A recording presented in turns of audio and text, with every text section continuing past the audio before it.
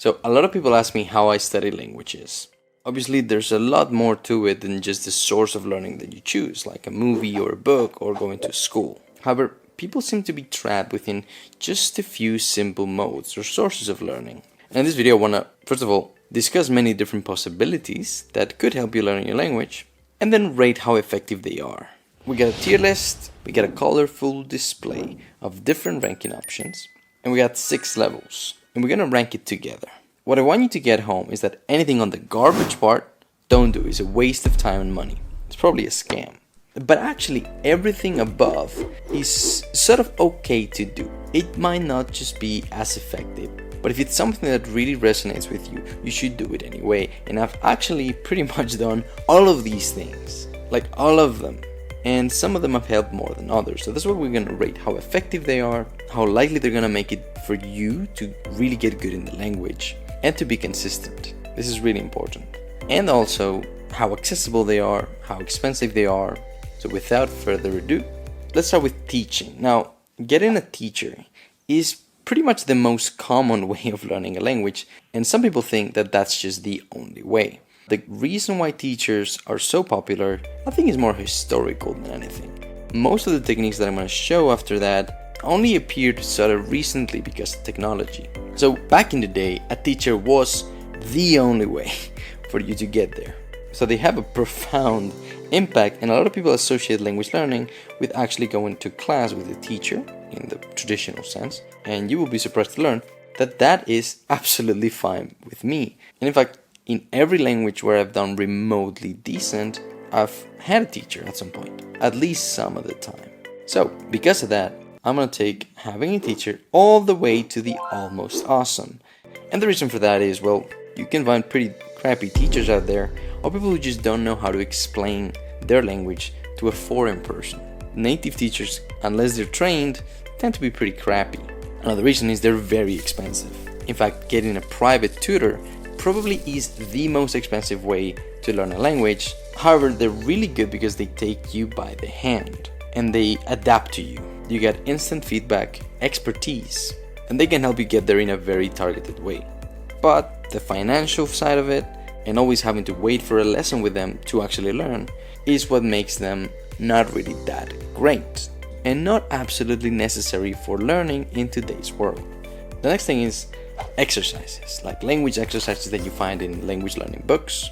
Some of these are sort of alright, but I'm gonna quickly put them in the desperate measures tab, just because what I've really found out, and I have family who works in this industry actually, is that these books are often made for the teacher rather than for the student. They try to make them for the student, but a lot of the times they're just filled with crap that's supposed to make the teacher relax while you do stuff. These are not proper representations of what use in the language is like.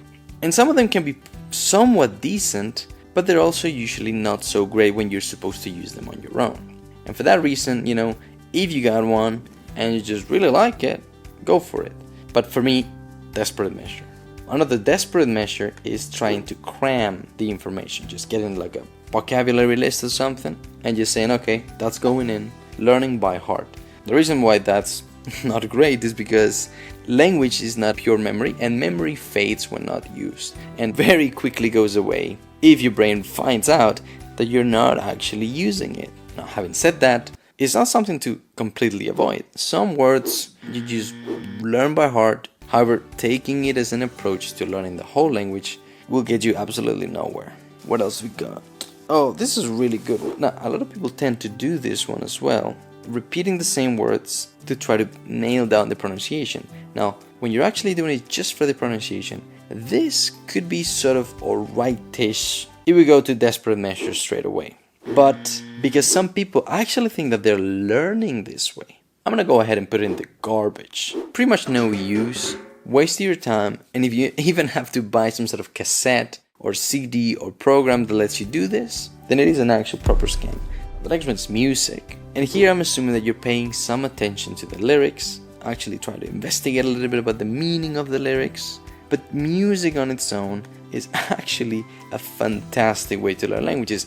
And I think all of us, music has played such a huge role First of all, preparing my brain for the sound of the language, but also giving me something that I could be passionate about, that I would learn by heart, without effort, just like out of passion, and through which I could understand the language and certain expressions really well.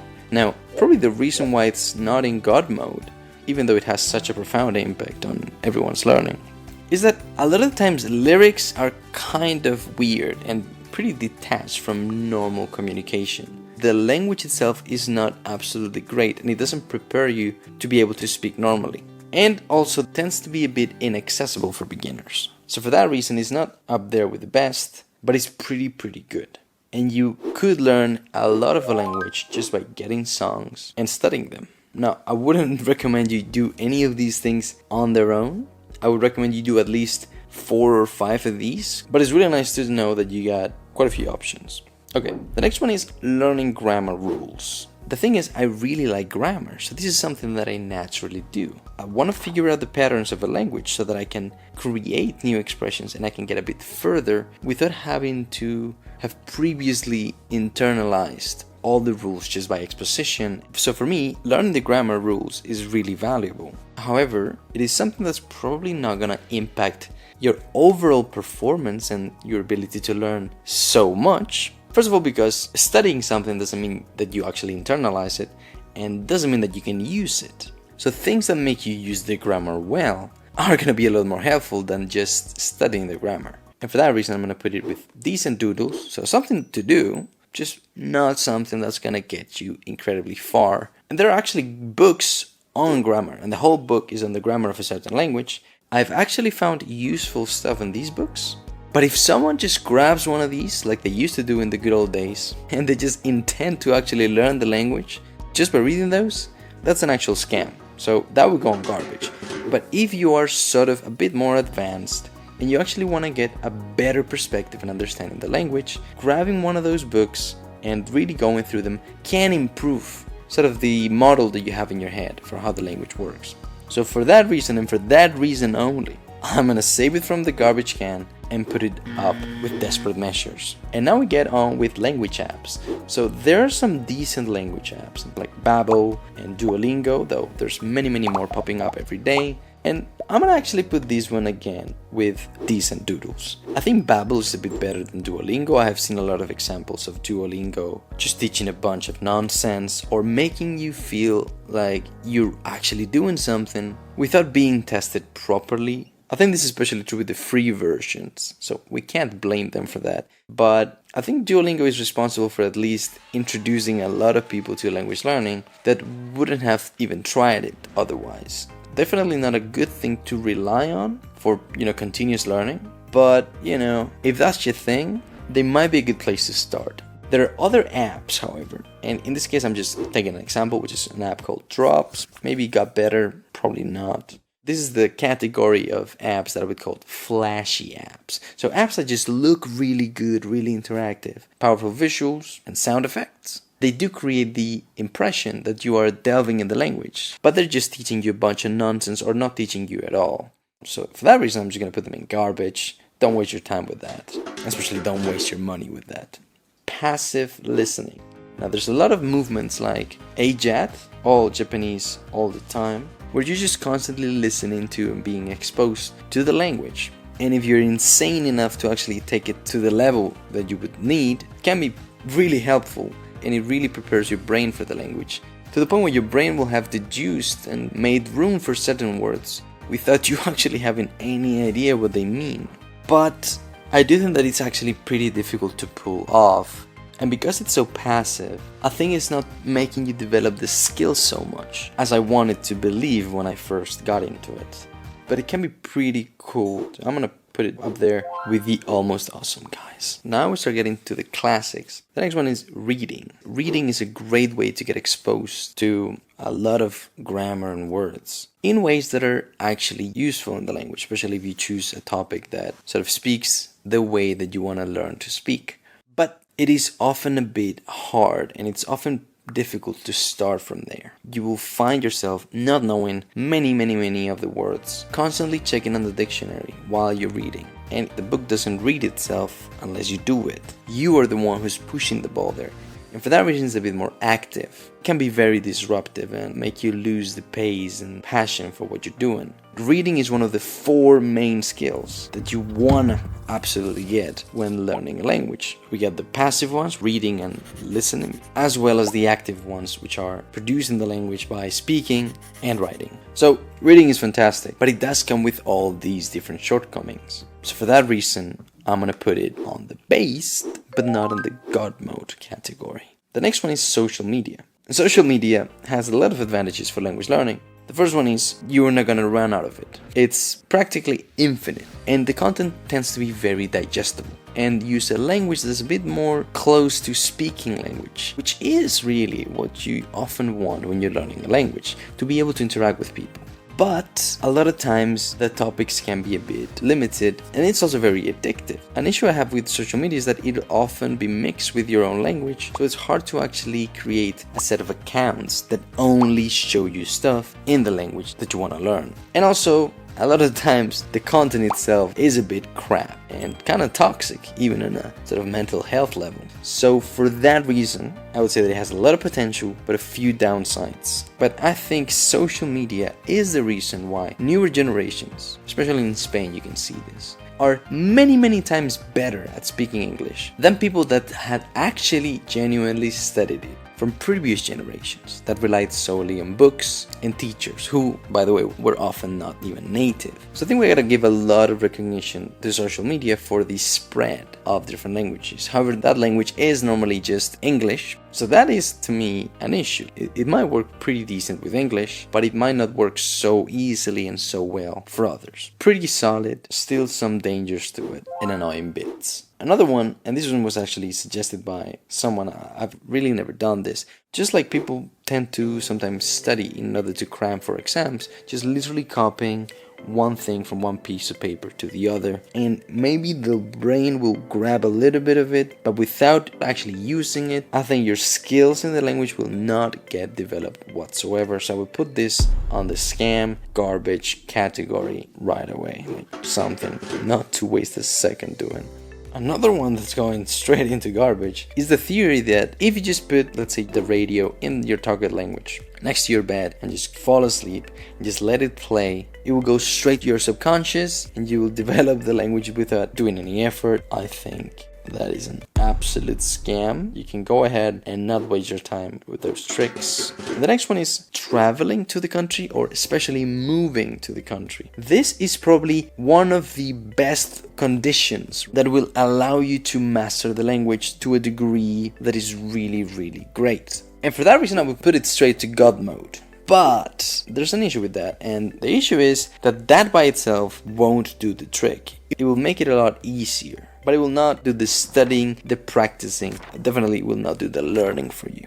And I'm sure you know a lot of people who move to a different country and still can't speak a word, some of which actually had the intention of learning it. So for that reason, I'ma just leave it on the almost awesome.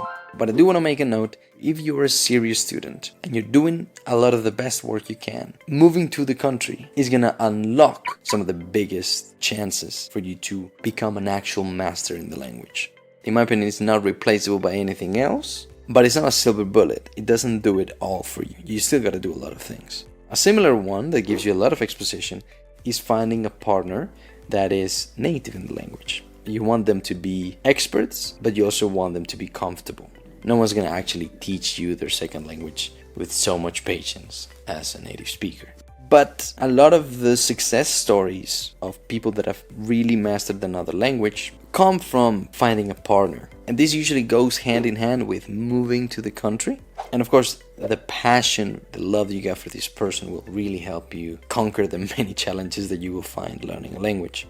But we also know a lot of people that got the partner, they're native, they're happy to teach, but they just don't get anywhere with that. So for that reason, again, I have to put it in the almost awesome category. The next one is memes. And I'm gonna actually tell you, memes are downright based. It goes hand in hand with social media, but I would say memes are even better. They are super easy to read. Your brain has to do the least amount of effort and expect the most amount of reward. Second, they're usually written with very familiar, colloquial, simple language, which is the language that you wanna go for, at least at the beginning.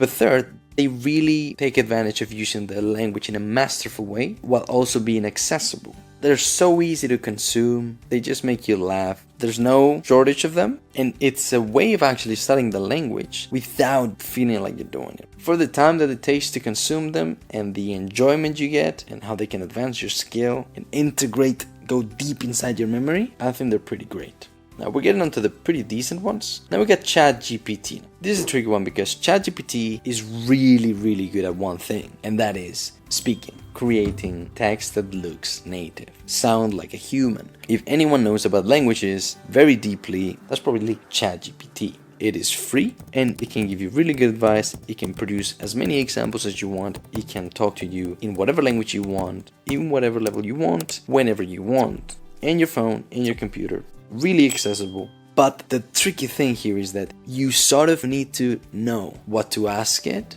It's kind of easy to get tired of pretty quickly. It struggles sometimes with talking to someone as if they were a learner. So in a way you have to sort of be the teacher, manager and the student. And for that reason, while it holds a lot of promise and a lot of startups are making cool apps and stuff that takes advantage of their capability, which is incredible, I'm gonna say it just stays at almost awesome. Unfortunately, I cannot put it up with the grades just yet, but I'm sure people will develop some really great pieces of software that make it fun, easy, very interactive, well tailored to people's level, and a bit more accurate too, because many of the times when you push it against the wall, ask something about grammar, why is it like this, I don't understand this, it will just make a bunch of nonsense. But one day, some app will be on God mode, 100%, no doubts about that.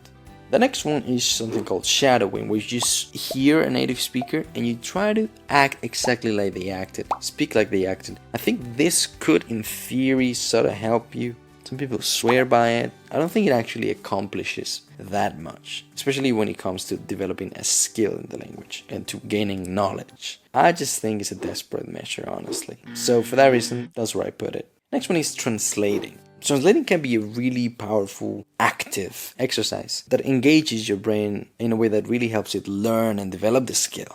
Sort of almost like going to the gym. And for that reason, it's gonna go sorta high. But one problem that I have with translating is that it's often gonna fall short because it's going to be restricted by the other language from which you are translating. So you're not creating in the language from meaning, you're creating in the language from the way something was put in a different language already. So in that way, it constrains the point of communication. It also can be a bit too taxing on your brain and boring, and you have to also find the material that you want to translate and it not being too easy or too difficult. So for that reason, I'm going to leave it at decent doodles, something to do from time to time, and a really great skill that could help you professionally too. But I don't think as a language learning technique, it's so powerful or so easy to actually implement and continue with.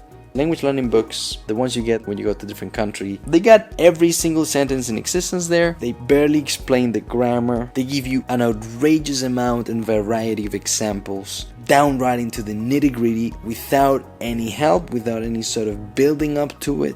They prepare you to say pretty much everything of every situation. They don't explain you why something is said the way it's said. They're just an ungodly amount of undigestible information that for some reason people used to buy and believe in. And I honestly hate them. They're only ever sort of useful if you actually had to have it in your hand and look up something and be, oh, this is the sentence. And you just say it. I would say it's total crap. And since the creation of translation software, this is completely obsolete, useless, even more than it was already. The next one is flashcards. And I have two types of flashcards, and this is just the logo of the Anki app, which is the most common, probably most complete flashcard app. Open source, pretty cool. And the first one stands for just bland Anki, so just a word, no context, no voice, no color, no nothing. Just downright flashcards like you can find in school. I would say this gets at best to desperate measure, won't get you far, doesn't train the skill so much, and it might help you learn some words by heart, but I would say that format is a really poor implementation of flashcards, which are actually pretty powerful. The next one I would say is flashcards gone pro. You don't have words, but instead you get sentences. You make sure that the context is there and that it makes sense. Not only that, the context is global. So you're not just making different sentences that different people could have said in different situations, but instead you actually take them from a video course, from a movie, from a show, from a book. Something that is actually sort of a topic with continuity, in which the sentence make even more sense. You make sure you got high quality audio, and you make sure there's variety in the types of flashcards. You gotta understand the native language, you gotta understand just the audio, you gotta understand just certain words from a sentence, you got completions, you got reversals, you gotta produce the language, you got variety in there. If you do that, we are talking about some really based technique. The only shortcoming of these, to not put them on God mode, I think, is that they may not be so fun. But it's a bit like going to the gym. It don't need to be fun, you just do it. And they are pretty quick to do, pretty accessible, and they really train the skill at a sort of subconscious level. By the way, this is the stuff we sell in the webpage, so if you are interested in that, you know where to go. The next one is something that I have pretty much never seen discussed in language learning channels or debates or books or anything, and that is playing video games. Now, video games are not for everyone, but they certainly are for some people. Video games are actually absolutely great for language learning. And the reason for that is that they are absolutely surround multimedia experience. The video games have a lot of text, first of all. Often you got diaries, you got the menus, you got to interact in conversations, but you got also audio. And you got a lot of audio. You got a continuous, cohesive context that makes a lot of sense. You actually interact with all this content. And perhaps most importantly, they are really fun. So you can get lost in the actual game, which really puts your brain in the perfect state for language learning. Now, the only one shortcoming I'd see is that they're blocking your ability to go into the dictionary, check what something is. But I do think that this one is going straight into God mode. Of course, you gotta find a good video game that makes sense. I can recommend BioShock, The Witcher, probably many other games too. Also, even games without sound can be really helpful because they let you read the text and get used to it at your own pace. Overall, really overlooked and really amazing technique. The next one is YouTube. Now, YouTube is fantastic for language learning. There's even like an extension for that. You got subtitles, you got unlimited content that is really high quality. You often have a language which is supposed to be understandable by a wide variety of people, conversational, but also interesting, and every last topic that you could ever dream of. The only shortcoming is that sometimes it's so cool on its own that you will forget about the studying part. And for that reason, I'm going to put it on based to put the next one on God mode. And the next one is just YouTube, as I've described it, with all its greatness. But instead of watching different video every time, watching the same video many times and then moving to a different video. Just making sure that you watch some of the videos more than a few times. And this is kind of difficult to explain. I got a whole video on why this is amazing. But when you give your brain the chance to learn from the same material, it builds up the knowledge and lets it penetrate deeply into your subconscious in a way that develops the skill in an active way somehow, while the activity itself is pretty passive. Very similar to how children learn languages through repetition. Also, this is really great because YouTube videos are usually pretty short, so you can watch them many times over in a relatively short amount of time. And this technique, watching the same YouTube videos many times over, I do remember clearly when I was 11 years old, was the thing that elevated my ability to learn and communicate in English like no other thing had. Very similarly with movies, you got audio, video, an interesting plot, great characters, all the things that make it engaging for you. But if you rewatch the same movie, you get very close to getting all the juice out of the examples in the media. And then we got just 3 more. We got speaking, having conversations with people. And I'm not talking about just regurgitating sentences and sounds. I'm talking about having conversations with people. And this is actually fantastic. This is based, but it can be sometimes intimidating. It can be challenging. You need another person to be there for you. ChatGPT and language learning models are not so good at this yet, especially in languages that are not English. So speaking in conversations, in interactive conversations, absolutely foundational, absolutely trains the skill in an active way. But because it can be a bit intimidating, I understand that it's hard to implement regularly. The next one is writing, and it goes in the same way. This is one of the 4 foundational skills that you need to be able to do. And writing actually really helps you clean up your brain and sort up your thoughts and your understanding of how to use the language.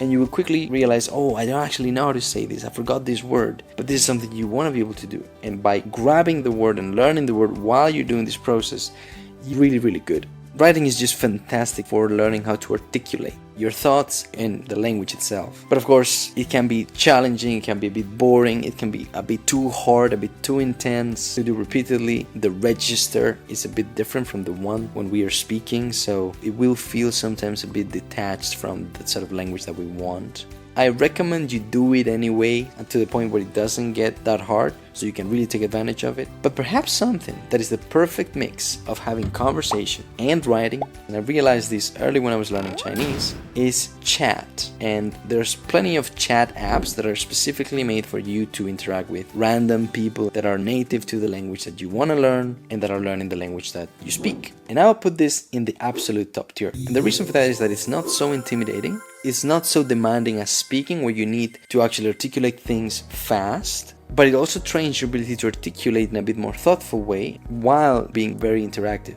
The level of entry is not so high. You usually will be also speaking with a person that sort of understands your language, because they will be wanting to learn that, otherwise why are they talking to you? People are also a lot more available on their phones for a quick chat. And you can also, do calls, voice messages too sometimes. You can send images, So I think that actually is as good as it gets, and it trains both of the skills beautifully. So probably this is the best. So I would use as much as possible exposition to the language through memes, music, flashcards, YouTube, movies, reading, doing a fair bit of writing, doing a fair bit of conversations if you can. I would actually experiment with video games if that's something you like. I would definitely do YouTube and movies on repeat, and I would try chat apps. Now, if you can afford it and you think it's good for you, get a language teacher. I'm just saying that it's not absolutely necessary. If you can move to the country, definitely do so. If you're serious, it's gonna get your level incredibly high.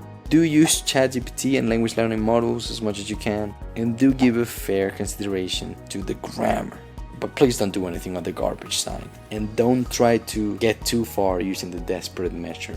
This is just my opinion, of course. Different people have different experiences, but for me, this is it. This is some pretty solid stuff, and this is how I learn my languages these days usually.